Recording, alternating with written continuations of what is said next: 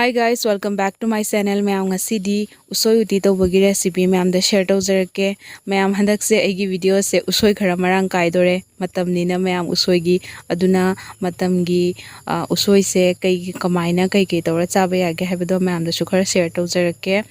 Ado mayam su usoi uti di adum thongaga mayam na chanai haisu hai ado mayam aina kamaina usoi uti thongge habada mayam da su katang share tawjage. Uti nauna chak thonggalakpa singi hinjang thonggalakpa singi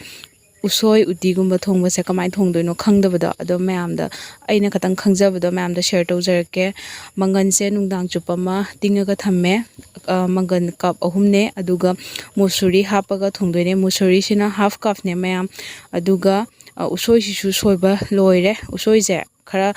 चाउ ना तौरगा piece से खर था ना तौरगा सोइरे ma'am सुमाइना इदी था ना तौबसे हावरे अदो पाना तौबसु हावरे अदुगा उसोइ से हुजिक चामथोकपा लोइरे अदुगा प्रेशर कुकर दा हापचलनी अदुगा हापचलगा असिने मैम अइना खतक था ना सोइ एना हाइबदो अदो उचबने अदो हुजिक सिसे इसिंग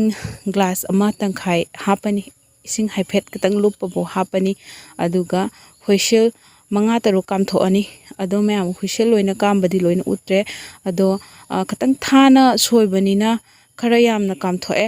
अदुगा हुइसेल मंगा तरु काम थोए अदुगा हुजि कामबा लोइरगा मैम प्रेशर से चटखरगा हंगतोसु याय प्रेशर आइदि चट्रिङाइदा सुम खरा यामना कामग्रबनिना अदो दुम लौथोए अदुगा हुजिक सिदा मंगन हापचलनी मंगन से मु हापनी अदुगा सिगा लेबु मना हापचले उती थोंबदा लेबु मना हापमना मैम नुसीको अदुना लेबु मना हापचले अदुगा सिंग खरसु हापचले हौजिक मैम मखुम खुमजलनी अदुगा हुइसेल अहुमलक कामहलनी हुइसेल अहुमलक कामहलगा अदुगा मागे प्रेशर दो चटखरकांदा मखुम से हंगदोअनी अदुगा मैम अहुमलक कामे हौजिक से मंगन जिनसु मुल्ले अदो फजना दि पथदे फजना मुल्ले को अदुगा हौजिक सिगा मुसुरी हापचलनी मुसुरी से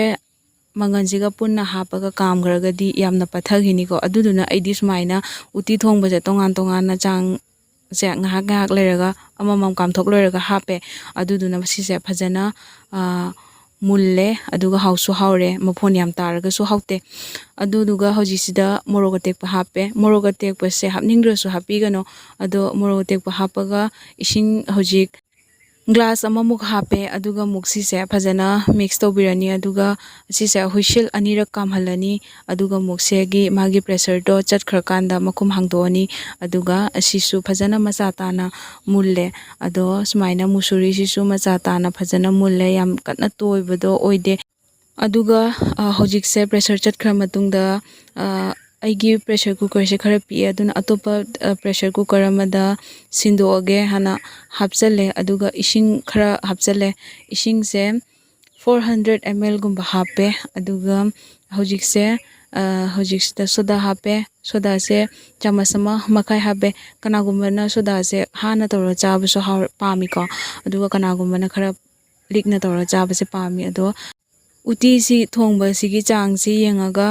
tablespoon ama makai hape aduga sise phajana mix tawre hojik se medium flame da tawraga thamme ado patra se chawbani na ne yamna pa khalakte aduduna medium flame da thamme aduga minute ani hum thamasu yarani mangan ke kak se loina mullabani na hojik soda se hapagi nghaktang phajana minute ahum mari muk smaina sawhalani aduga yarani aduga hojik se sok tobagi thau se half cup kak hape aduga siga hojik morok kanji khara tawrani aduga tejpat mana hapchale haribo hapasu yai ko ma'am ado haribo ti haptre aduga hojik se sok tawrani aduga sijik siga nakupi hapchalaga minute ahum mari thammani phajana high flame da dum ngaurani sok tawna base aduduga sumaina sise color khara laisalani aduga mathak siga sum sok tusalani khang da tawraga sok tawrsu yai ado sumai tawbasana di khara samme ado sumaina tawre pressure cooker da usoi uti se loire mathakta jira khara chaisalasu yai ko ma'am ado jira haptre nakupi phajana sok tawradi jira haptrasu kaide ꯑꯗꯣ ꯎꯇꯤ ꯊꯣꯡꯕꯁꯦ ꯑꯩꯈꯣꯏ ꯃꯩꯇꯩꯒꯤ ꯑꯣꯏꯅꯗꯤ ꯌꯥꯝꯅ ꯄꯥꯝꯅꯅ ꯆꯥꯕ ꯍꯦꯟꯖꯥꯡꯅꯦ ꯑꯗꯣ ꯎꯇꯤ ꯊꯣꯡꯕꯁꯦ ꯌꯥꯝꯅ ꯂꯨꯕ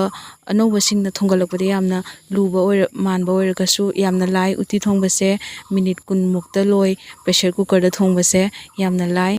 ꯈꯥꯡꯗ ꯎꯇꯤ ꯊꯣꯡꯕꯒꯤꯁꯨ ꯃꯌꯥꯝ ꯔꯦꯁꯤꯄꯤ ꯑꯞꯂꯣꯗ ꯇꯧꯖꯕꯅꯦ ꯑꯗꯣ ꯃꯌꯥꯝꯅ ꯏꯟꯇꯔꯦꯁꯇꯦꯠ ꯑꯣꯏꯔꯒꯗꯤ ꯑꯗꯨꯁꯨ ꯌꯦꯡꯕꯤꯌꯨ ꯈꯥꯡꯗ ꯊꯣꯡꯕ ꯑꯣꯏꯔꯁꯨ ꯄ꯭ꯔꯦꯁꯔ ꯀꯨꯀꯔꯗ ꯊꯣꯡꯕ ꯑꯣꯏꯔꯁꯨ ꯂꯣꯏꯅ ꯍꯥꯎꯔꯤ ꯑꯗꯣ ꯄ꯭ꯔꯦꯁꯔ ꯀꯨꯀꯔꯗꯅ ꯃꯇꯝ ꯈꯔ ꯂꯤꯛꯅ ꯆꯪꯉꯤ ꯑꯗꯨꯅꯦ ꯃꯌꯥꯝ ꯑꯩꯒꯤ ꯚꯤꯗꯤꯑꯣꯁꯦ ꯄꯥꯝꯕꯤꯔꯒꯗꯤ ꯂꯥꯏꯛ ꯁꯤꯌꯔ ꯁꯕꯁꯀ꯭ꯔꯥꯏꯕ ꯀꯃꯦꯟ ꯇꯧꯕꯤꯔꯝꯃꯨ ꯊꯦꯡꯛ ꯌꯨ ꯐꯣꯔ ꯋꯥꯆꯤꯡ